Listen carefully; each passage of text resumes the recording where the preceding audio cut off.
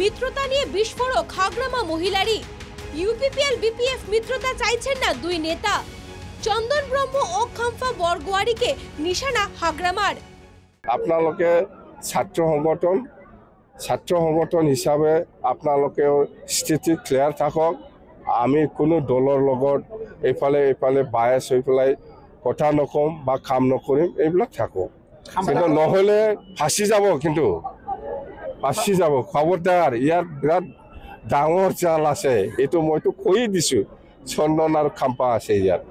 আগতো চন্দন আৰু খাম্পাৰ কাৰণে মই আপচুৰ লগত মিলাব পৰা নাই। এই দুইজনে মোক ভাগ কৰি লৈ গৈছে। ৰবিবাৰ মিত্ৰতা নিয়ে এই মন্তব্য কৰেন হাগ্ৰামা। তিনি বলেন ইউপিপিএল এৰ সঙ্গে মিত্ৰতা নিয়ে বিপিএফ আগ্ৰহী। কৰিবৰ কাৰণে আমি এগ্ৰি, ৰিটাৰ্ণ আমি দিছে দেই। ৰিটাৰ্ণ আমি দিছে যে আমি এগ্ৰি বিপিএফ আৰু ইউপিপিএল একগোট হোৱাৰ ক্ষেত্ৰত আমাৰ কোনো আপত্তি নাই, আমি আলোচনাত বহিম বুলি আমি ৰিটাৰ্ণ দিছে।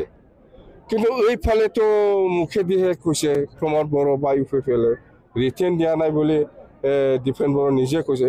এইটো ৰিটাৰ্ণ দিয়া নাই, এইটো লৈ পেলাই ইমান ডাঙৰ প্ৰেছ মিট কিয় দিব লগা হ'ল? ৰিটাৰ্ণ লকচোন আগত, ৰিটাৰ্ণটো পোৱা নাই। আমি কৈছোঁ যে ইউপিপিএল দলে ছেক্ৰিফাইচ কৰিব পাৰিব লাগিব।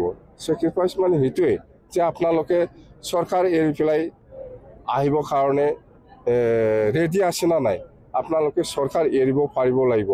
আপোনালোকে চৰকাৰ এৰি পেলাই আহক। আমি বিপিএফে 20টা, ইউপিপিএলে 20টা আমি ইলেকশন খেলিম। হাগ্রামা চাইছেন মিত্রতা। বিটিআর এর 40টি আসনের মধ্যে 20টি আসনে লড়তে চায় বিপিএফ। তবে হাগ্রামার কথা ও কাজে কিছুটা অমিল রয়েছে, কারণ ইতিমধ্যে 22টি আসনে প্রার্থিত্ব ঘোষণা করে দিয়েছে হাগ্রামার দল। ফলে তার দেওয়া সূত্রে মিত্রতা বেশ জটিল। বিষয়টি নিয়ে ইউপিপিএল প্রধান প্রমোদ বড়ো জানান, বিষয়টি নিয়ে আলোচনা করেছে জাতীয় সংগঠনগুলো। বড় জাতীয় সংগঠন যে সিদ্ধান্ত নেবে তা মেনে নেবে ইউপিপিএল। চাওক, ৰাজনীতিত বহুত 10টা কথা ক'ব।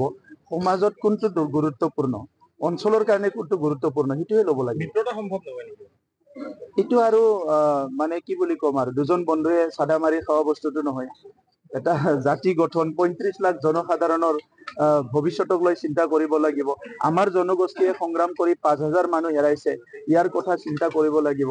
তো এইটো মানে কোনোবা এটা হঠাৎ ৰাস্তাত ভাবিলে কৰিলে এইটো নহয়।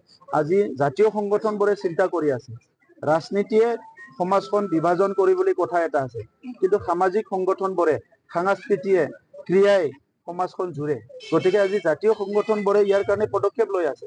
যি পদক্ষেপ জাতীয় সংগঠনে লৈছে তাত মোৰ ক'ব লগা নাই, কাৰণ ময়ো জাতীয় সংগঠনৰ পৰা আহা। গতিকে বড়ো জাতিৰ জনগোষ্ঠীৰ কাৰণে যি ভাল হ'ব, বড়োলেণ্ডত বসবাস কৰা 26টা জনগোষ্ঠীৰ কাৰণে যি ভাল হ'ব, 35 লাখ জনসাধারণের কাছে জি ভালো হবো, এটুকুই আমি করি। চলতি মাসের শেষের দিকে ঘোষণা হবে বিটিআর নির্বাচনের নির্ঘণ্ট। পুজোর আগেই অনুষ্ঠিত হবে ভোট গ্রহণ। হাতে আর বেশি সময় নেই। বিপিএফ ইউপিপিএল মিত্রতা কোন পথে এগোয় তাই হবে লক্ষণীয়। Bureau report, NKTV Bangla.